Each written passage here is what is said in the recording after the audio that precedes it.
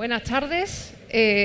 Muchas gracias por venir esta mañana casi lluviosa, casi soleada, pues bueno, para compartir con nosotros la buena literatura.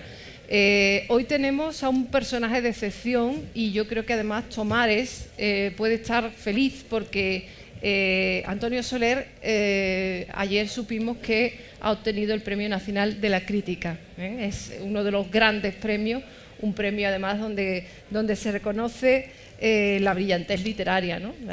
Sin duda, pues más allá de otras cosas comerciales, pues tenemos aquí a un maravilloso escritor, ¿no? Así que hemos tenido la suerte de que coincida esta feliz circunstancia con Antonio aquí. Así que vamos a aprovechar para conocer muy bien su novela.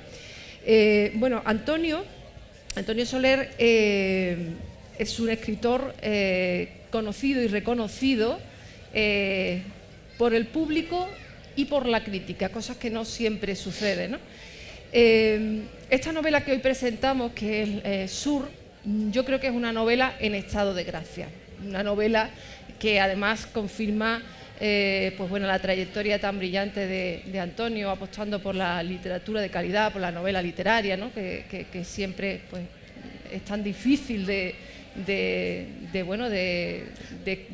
dedicarnos a ella, ¿no? en este mundo muchas veces muy comercial, ¿no? La novela, aparte del reciente Premio Nacional de la Crítica, tiene otros premios, o sea que es una novela que ya lleva cosechados bastantes galardones. El Premio de la Crítica Andaluza, el Premio Francisco Umbral, que obtuvo el verano pasado, ¿no? El Premio de Narrativa Alcobendas, de Juan Goytisolo, el de Público de Canal Sur, y otro que no conocía yo, que es el Premio Casa Leopoldo, que bueno, es un premio que dan en Barcelona, es el primer año que lo dan, y Casa Leopoldo es un restaurante muy conocido en Barcelona, entre otras cosas porque por allí iba mucho Vázquez Montalbán y situaba la acción de algunas de sus novelas de Carballo y todo esto. Exacto, un premio con prestigio literario, como ven también. Él obtuvo el Premio Nadal en 2004 por El Camino de los Ingleses, una novela también que tuvo su proyección en el cine, ¿no? Supongo que verían la película. Fue Premio Herralde en 1996 por Las bailarinas muertas, que también fue una novela con el que tuviste el Premio Nacional de la Crítica, o sea que tienes en 2 ocasiones has conseguido el Premio Nacional de la Crítica, no es tan habitual. No, ayer, bueno, ante todo buenos días y muchas gracias, Eva, por acompañarme esta mañana. No, ayer cuando me llamaron del jurado, me dijeron que es algo bastante poco común, que lo habían tenido 2 veces personas como Vargas Llosa, Juan Marsé o Luis Mateo Díez. Y nada, pues, absolutamente encantado. Y también me dijeron que me olvidara de la tercera vez porque está pactado que nadie lo tendrá por tercera vez. O sea, llega a lo máximo, ¿no?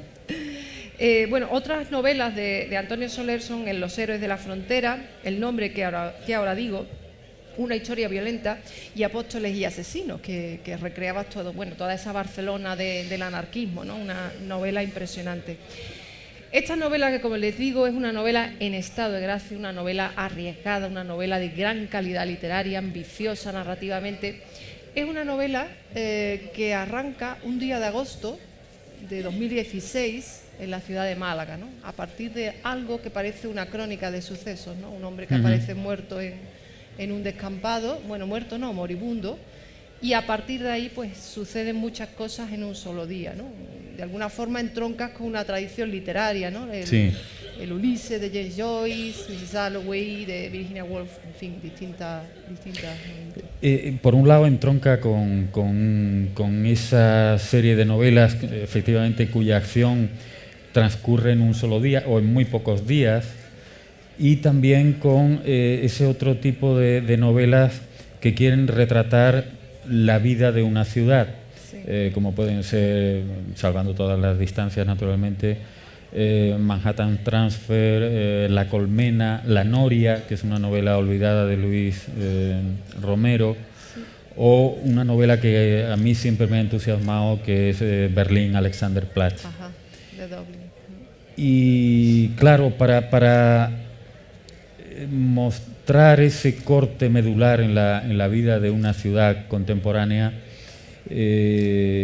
yo lo que pensé es que tenía que, en primer lugar, recurrir a muchas voces, porque si se pretendía de que la novela fuera algo más que una novela coral, fuera una especie de novela polifónica, también los lenguajes narrativos tenían que serlo para adaptarse no solo a las distintas edades de los personajes, a sus distintas procedencias sociales, culturales, sino a toda esa cantidad de mensajes que alguien recibe a lo largo del día.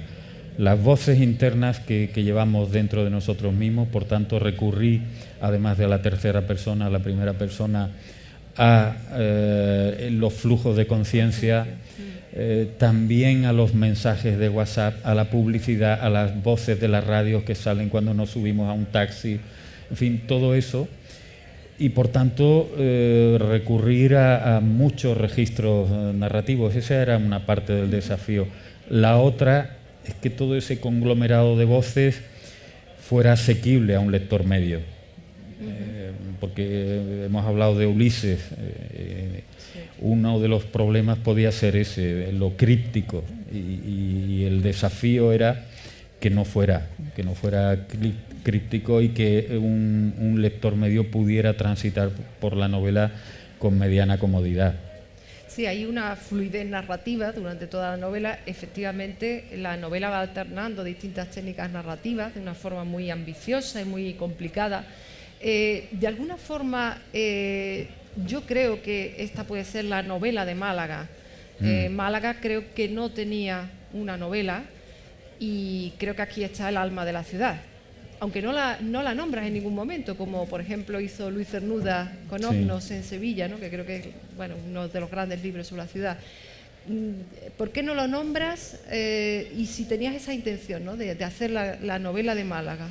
Sí, el origen, una novela como esta que tiene tantos hilos narrativos, alguien tuvo la santa paciencia de contar los personajes y creo que contó 230 o así. El fogonazo de partida no es único, como puede ocurrir en otras novelas, donde hay un atisbo y a partir de él construyes la novela. Aquí tuvo varios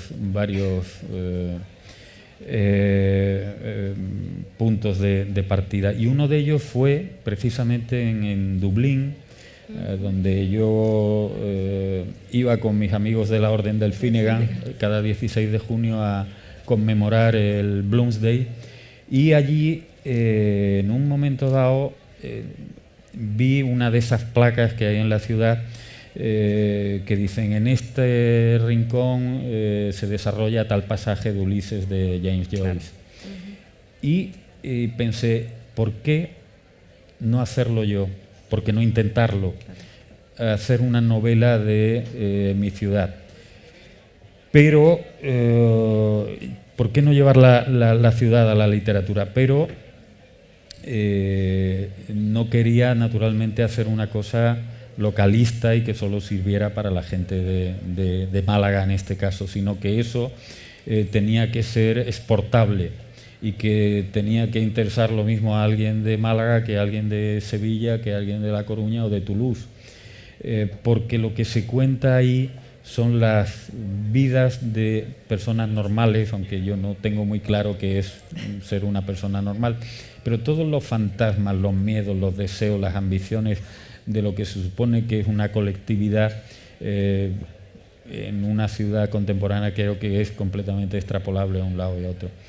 Y por tanto, poner el nombre de Málaga me parecía que era como anclarla, poner ahí un candado que no cumpliera el objetivo que digo, que ese mapa de la ciudad de Málaga se pudiera levantar y superponerse en el de cualquier otra ciudad. Ciudad contemporánea, efectivamente. Claro. Es una novela también muy de oído, es decir, hay muchísimos registros verbales, ¿no? Incluso vulgarismo, coloquialismo, después excelentes descripciones de moradas, o sea, como les digo, tiene cantidad de, o sea, tiene una gran riqueza literaria. ¿Cómo ha sido este tiempo en el que has estado escribiendo la ciudad que estabas novelando? ¿Qué te decía la ciudad? ¿Cómo la escuchabas? ¿Cómo paseabas por sus calles? ¿No? No, ese trabajo ya estaba hecho, pero no estaba hecho con una finalidad literaria, sino es una acumulación vital de la que todos disponemos y uno como escritor dispone de eso. Hace poco, leyendo las memorias el libro de memorias de Günter Grass, decía todo lo que yo llevaba en la mochila, refiriéndose al momento en el que empieza a escribir su primera novela, El tambor de hojalata.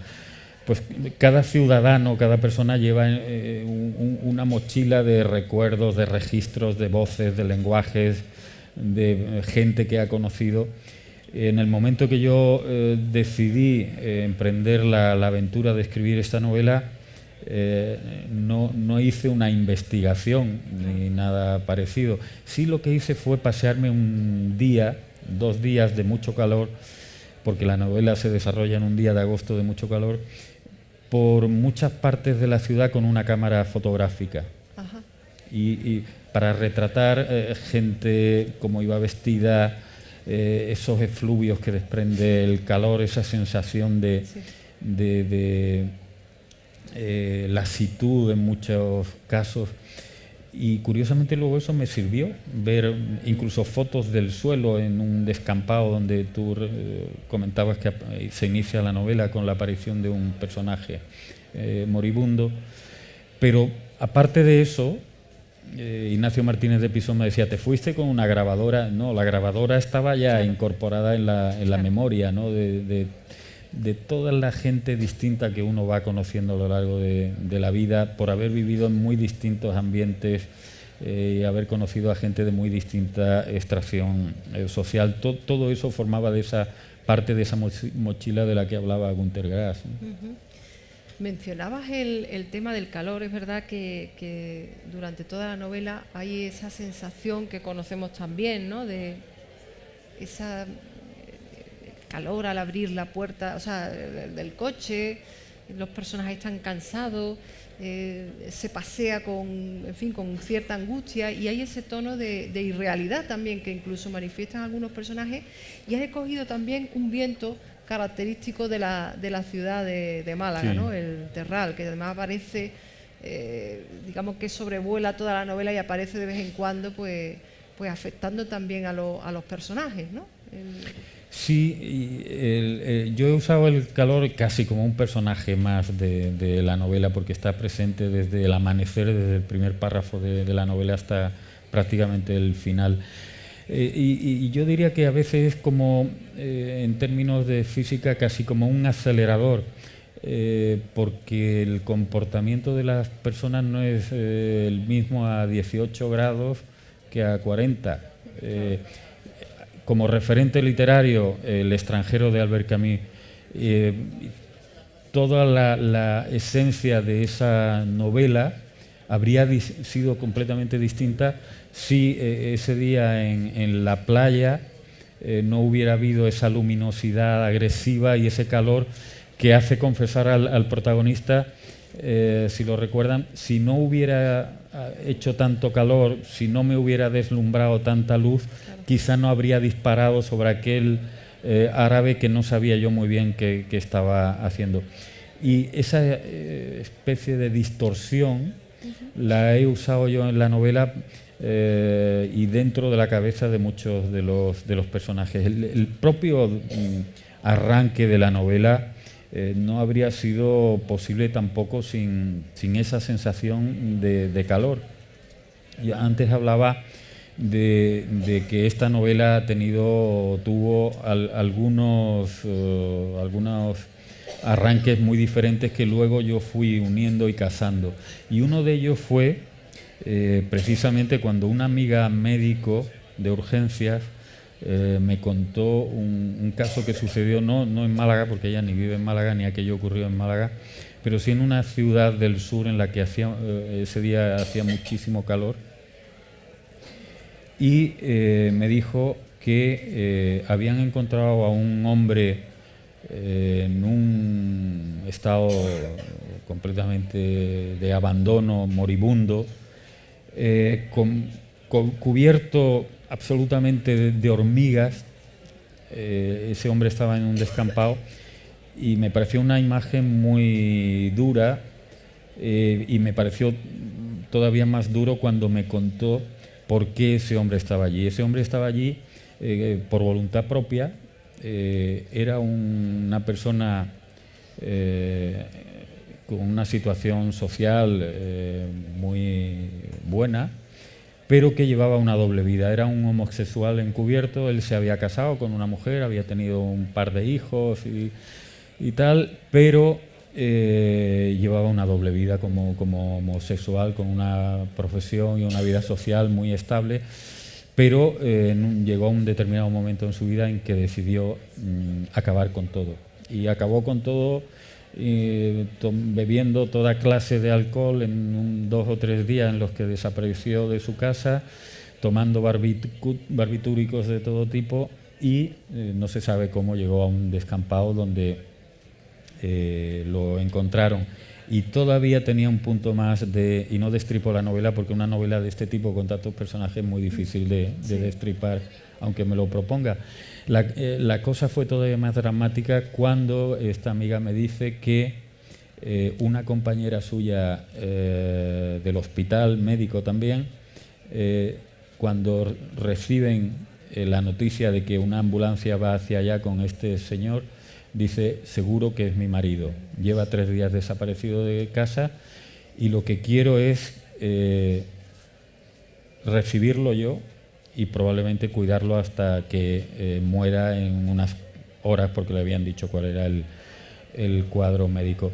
Así arranca la novela, que en principio podía parecer que la aparición de un cadáver en un descampado tiene que ver algo con un thriller. En absoluto. Inmediatamente en la novela se ve que los tiros no van por ahí, y que lo que tiene de negro luego es que hay una especie de parodia del género negro con otra historia muy diferente dentro. Sí, ¿no? Efectivamente. Sí, es verdad, porque la crónica de sucesos aparece, ¿no? El caso del vampiro ¿no? El vampiro de la calle Molinillo. De la calle Molinillos.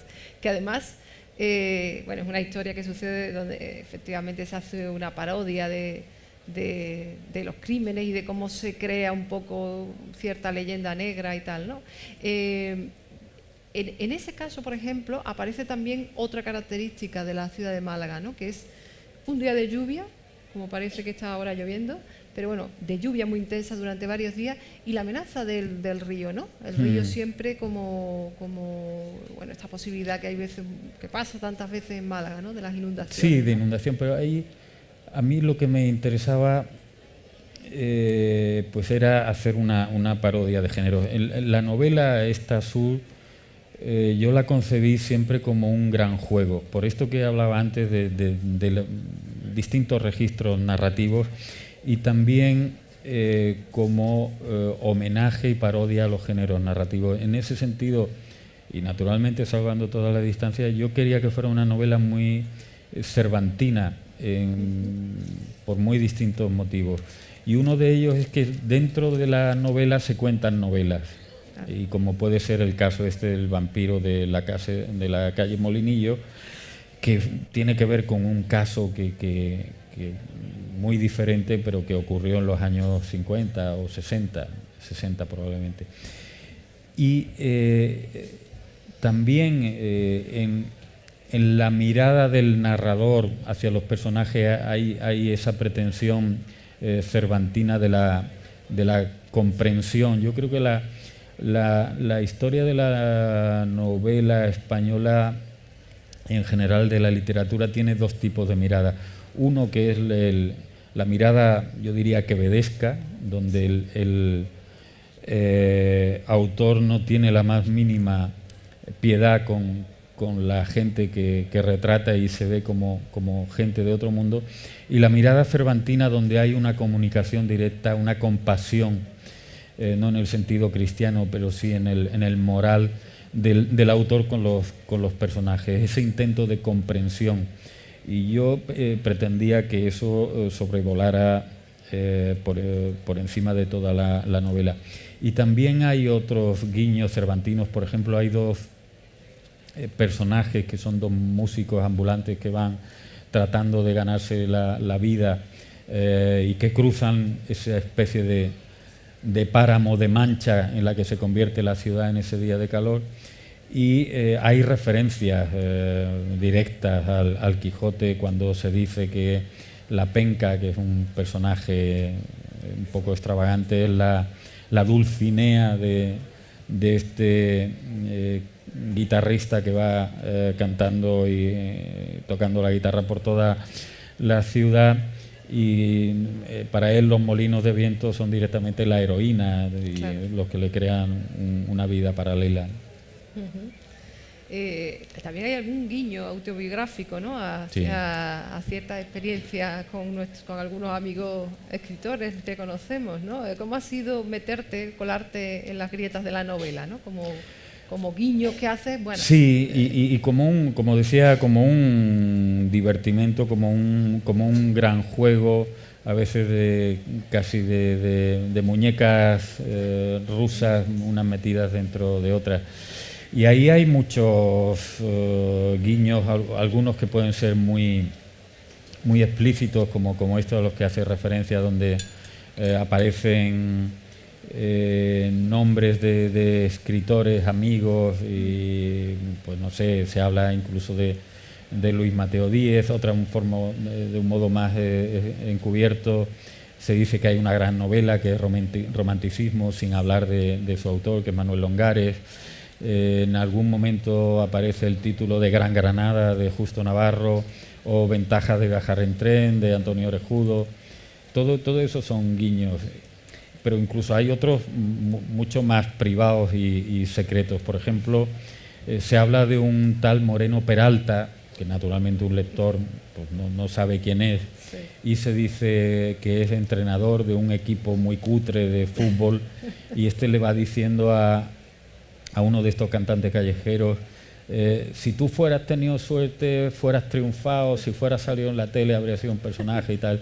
Y en la parte final de la novela hay un elenco de personajes, sí. Y cuando se llega a este Moreno Peralta, se dice que era entrenador de un equipo de fútbol, dice que tiene conocimientos musicales porque en su familia hay un chico que canta como Pablo Alborán. Bueno, pues este Moreno Peralta, que es un amigo mío y es arquitecto, es el padre de Pablo Alborán. Pero claro, es un lector medio, pues no lo sabe, pero son guiños internos que hay dentro de la novela, ¿no? Bueno, hay mucho humor en la novela, a pesar de que es una novela dura, una novela que hay historias tremendas, ¿no? Como eso te ha surgido, supongo, de forma natural, de forma fluida, no intencionada. ¿Cómo ha sido eso? Sí, bueno, porque también el humor forma parte de la vida, y yo creo que es una parcela de la inteligencia, el humor.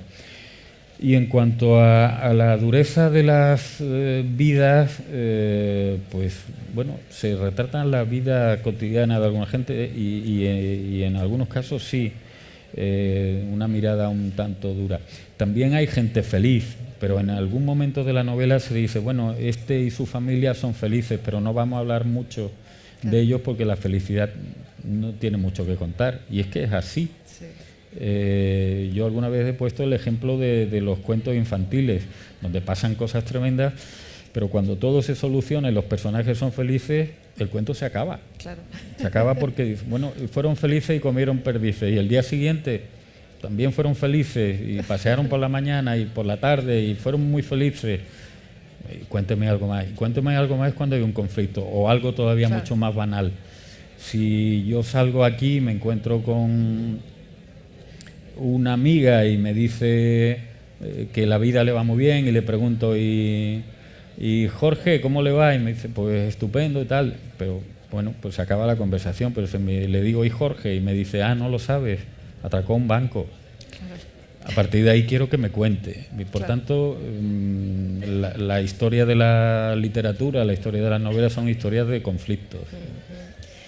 Lo has citado, es una novela coral, una gran novela llena de personajes donde, bueno, vamos conociendo sus historias poco a poco, se va tejiendo una especie de tapiz y al final queda, bueno, de esas teselas, de ese mosaico, ¿no?, de personajes, la historia de todos esos personajes, pero también la historia de una ciudad, ¿no? ¿Cómo ha sido esa composición tan impresionante de personajes de todos los niveles sociales, de todo tipo?